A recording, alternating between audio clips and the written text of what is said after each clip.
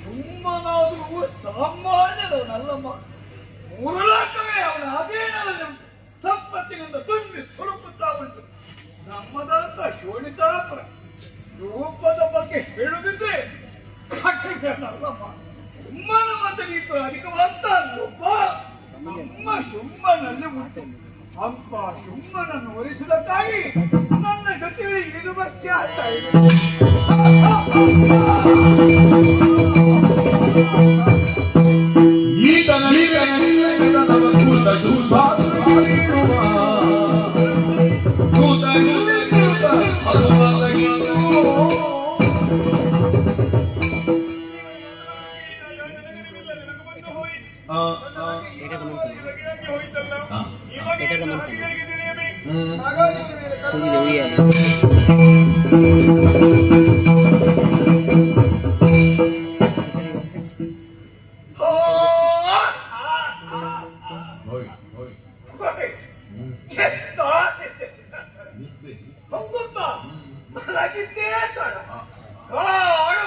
ನಿದ್ದೆ ಬಂದು ಹೋಯ್ತು ನನಗೆ.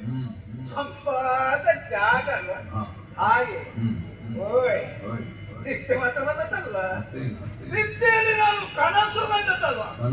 ಹೌದಪ್ಪ, ಕನಸಿನಲ್ಲಿ ಸ್ವರ್ಗ ಸಿಗೋದದ್ದು. ಸ್ವರ್ಗದ ವೈಭವವನ್ನು ನೋಡಿದೆ.